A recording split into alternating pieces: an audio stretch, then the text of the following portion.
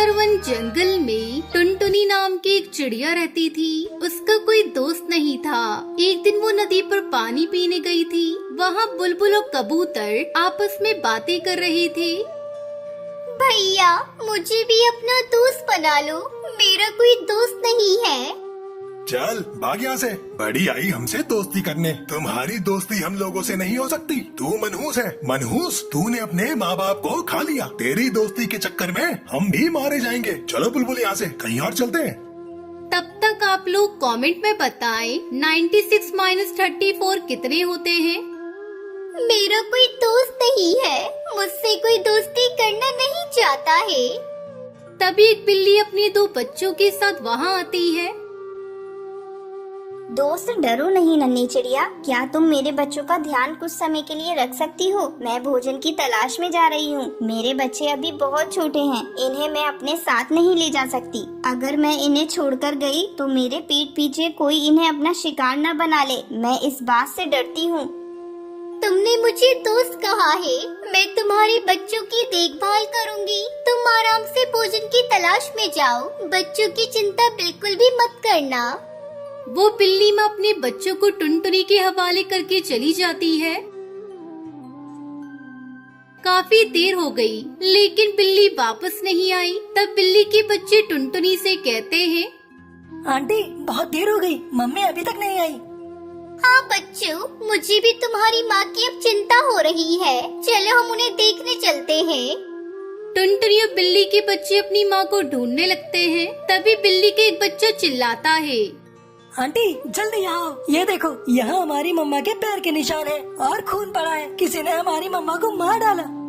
दोनों बच्चे फूट फूट कर रोने लगते हैं। तभी टुनटुनी उनसे कहती है, बच्चों मत रो, आज से तुम दोनों मुझे अपनी माँ समझो।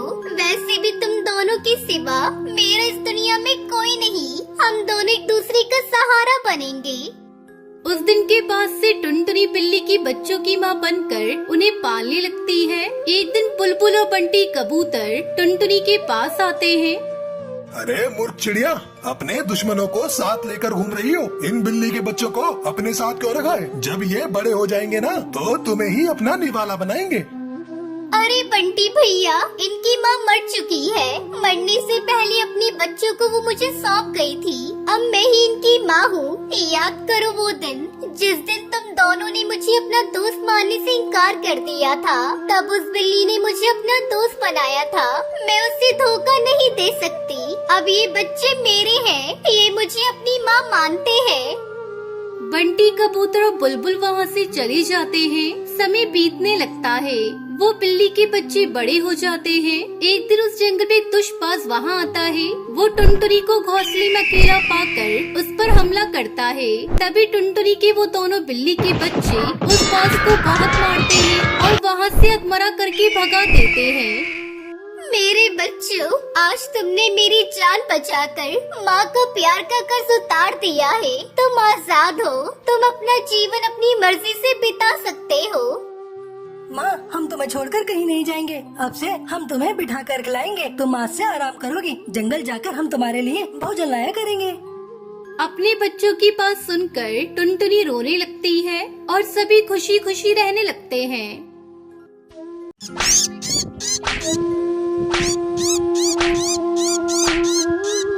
एक घने जंगल में टोनी अपनी बेटी टुनटुनी के साथ रहती थी। एक दिन टोनी की बहन की मौत लंबी बीमारी से हो जाती है। तब टोनी अपनी बहन के घर जाती है। माँ, मुझे छोड़कर तुम कहाँ चली गई माँ? मैं अब किसके सहारे रहूंगी माँ? अच्छा होता आप मुझे भी अपने साथ ले गई होती। बेटा, तू अकेली नहीं है। आज से मैं तेरी माँ हूँ। मैं तुझे अपने घर लेकर चलूंगी। टोनी चिंकी को लेकर अपने घर आती है। बेटा, तू किसी भी चीज की चिंता मत करना। यहाँ तेरी बहन टुनटुनी भी है। तुम दोनों साथ साथ रहना। मैं तुम्हारा दाखिला भी टुनटुनी के स्कूल में करा दूंगी।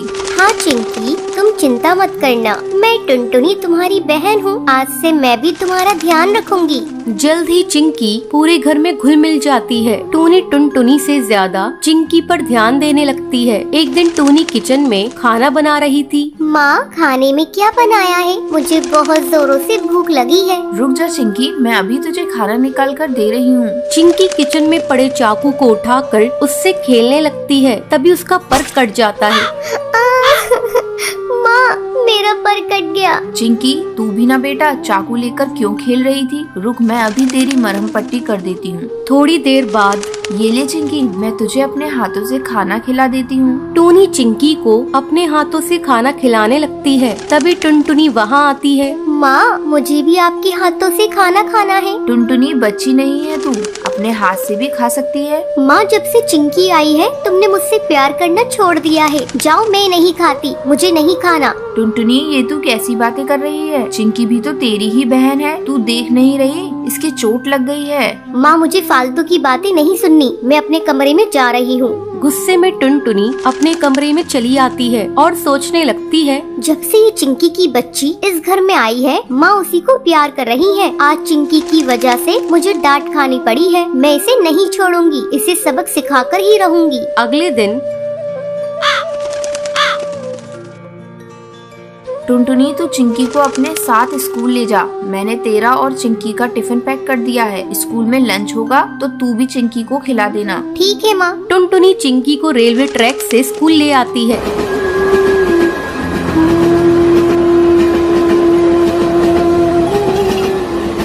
दीदी, तुम मुझे कहाँ से स्कूल ले जा रही हो? मुझे डर लग रहा है। चिंकी तो बेकार में डर रही है। मैं तो रोज इसी रास्ते से स्कूल जाती हूँ। तू मेरे पीछे पीछे आ। अचानक टुनटुनी का पैर पटरी में फंस जाता है। दीदी, क्या हुआ? चिंकी, मेरा पैर पटरी में फंस गया है और निकल नहीं रहा है। तभी ट्रेन की आवाज आती है। दीदी, लग रहा है ट्रेन आ रही है, जल्दी करो। चिंकी, मेरा पैर नहीं निकल रहा है। ऐसा लगता है जैसे मैं अब नहीं बचूंगी। मैं तुमसे बदला लेना चाहती थी, लेकिन देखो ना, मैं ही इसमें फंस गई। किसी तरह चिंकी टुनटुनी का पैर पटरी से निकालती है। चिंकी, मेरी बहन, अगर आज तू नहीं होती तो मैं इस दुनिया में नहीं रहती। उस दिन के बाद से टुनटुनी को एहसास हो जाता है और वो अपनी बहन चिंकी चिड़िया के साथ खुशी खुशी रहने लगती है।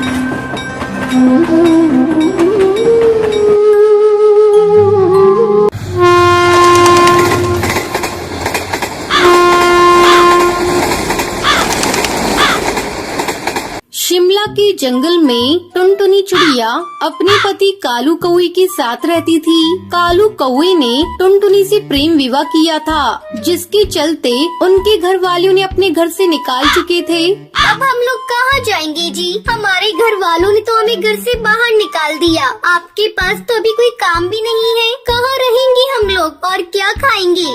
अरे पगली, इतना बड़ा ये जंगल है, कहीं न कहीं हमें काम मिल ही जाएगा। और रहने के लिए मैं कोई किराए का घर देखता हूँ। जब मैं कमाने लगूंगा तो अपना घर भी बना लेंगे। अब चलो यहाँ से चलते हैं, पहले हम रहने का आसरा ढूंढते हैं। दोनों पति पत्नी जंगल के मुखिया चील के पास पहुँचते हैं और उससे रहने के लिए एक किराए का घर ले लेते हैं। चलो, अब रहने का इंतजाम हो गया। मैं घर को सजाती हूँ। तुम जाकर कहीं काम ढूंढो और आते समय राशन लेते आना। अच्छा भाग्यवान, मैं जाता हूँ, तुम अपना ध्यान रखना। इतना कहकर कालू कौआ काम तलाश करने चला जाता है। बहुत कोशिश करने पर उसे एक जगह काम मिल जाता है। शाम को राशन लेकर कालू कौआ जब घर लौटता है। आप आ गई जी, जल्दी लाओ राशन, मैं भोजन बनाती हूँ। मुझे बहुत जोरों से भूख लगी है। टुनटुनी भोजन बनाती है और दोनों खाना खाते हैं। रात को सोते समय टुनटुनी कालू से कहती है, आपको तो काम मिल गया, अब तो आप रोज काम पर चले जाएंगे। मैं सोच रही हूँ क्यों ना मैं भी आपके साथ काम करूँ। इससे घर में दोगुनी आमदनी होगी और जब ज्यादा आमदनी होगी तो हमारा घर भी जल्दी बन जाएगा। तो ठीक है टुनटुनी, कल से तुम भी मेरे साथ काम पर चलो। अगले दिन से टुनटुनी और कालू दोनों साथ में काम पर जाने लगे। इस तरह 2 महीने गुजर गए। सब कुछ अच्छा चल रहा था। सुनो जी, मैं माँ बनने वाली हूँ। अब मैं आपके साथ काम पर नहीं जा सकूंगी। मुझे अब आराम की जरूरत है। टुनटुनी की ये बात सुनकर कालू कौवा खुश हो जाता है और अकेले ही काम पर चला जाता है। इस तरह कुछ दिन गुजर जाते हैं। एक दिन जंगल का सरदार कालू के घर आता है। कालू, अरे ओ कालू, जल्दी घर से बाहर निकल, मुझे तुझसे बहुत जरूरी बातें करनी है। मुखिया की आवाज सुनकर टुनटुनी चिड़िया घर से बाहर निकलती है। मुखिया जी, क्या बात है? आपको जो कहना है मुझसे कहिए। कालू तो काम पर गए हैं।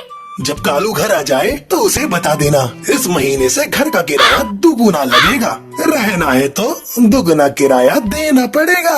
इतना कहकर मुखिया वहाँ से चला जाता है। शाम को टुनटुनी ये बात कालू को बताती है। अब क्या होगा जी? वैसे भी आजकल मैं काम पर नहीं जा रही हूँ। कमाई भी बहुत कम हो रही है। दुगना किराया हम लोग कैसे देंगे? कुछ ही दिनों में अपना बच्चा भी आने वाला है। उसे लेकर हम कहाँ कहाँ ठोकरें खाते फिरेंगे। मेरा तो दिमाग काम करना बंद कर दिया है। एक बार फिर से हम लोग बेघर हो जाएंगे। टुनटुनी, तू माँ बनने वाली है तो इतना चिंता मत किया कर। तेरे और बच्चे दोनों के सेहत के लिए अच्छा नहीं होगा। रात हो गई है, कल सोचेंगे क्या करना है। फिर दोनों पति पत्नी सो जाते हैं। अगली सुबह कालू काम पर जा रहा था। वो उस समय बहुत परेशान था। उसे कुछ समझ में नहीं आ रहा था कि अब वो अपनी पत्नी को लेकर कहाँ जाएगा। इसी परेशानी में कालू कौवा अपना रास्ता भटक जाता है और एक पुरानी रेल की पटरियों के पास आ जाता है। अरे ये क्या, मैं तो अपना रास्ता भटक गया। थोड़ी देर आराम कर लेता हूँ, फिर आगे चलता हूँ। ऐसा सोचकर कालू कौवा एक पुरानी खंडर पड़ी रेल के डिब्बे के अंदर जाकर बैठ जाता है। उस रेल के डिब्बे की हालत खराब होने के कारण वो अब इंसानों के इस्तेमाल में नहीं थी। अरे ये रेल डब्बा तो बहुत पुराना है और बिल्कुल खाली पड़ा है। क्यों ना हम लोग इसी में अपना घर बना कर रहे। मैं अभी जाकर टुनटुनी को बताऊंगा। फिर कालू कौवा वहाँ से खुशी खुशी चला जाता है। शाम को जब वो घर लौटता है तो टुनटुनी को रेल के डिब्बे वाली बात बताता है। अगले दिन वो टुनटुनी और अपने सामान को लेकर उस डिब्बे के पास आता है। फिर दोनों पति पत्नी उस रेल के डिब्बे में घर बनाकर रहने लगते हैं।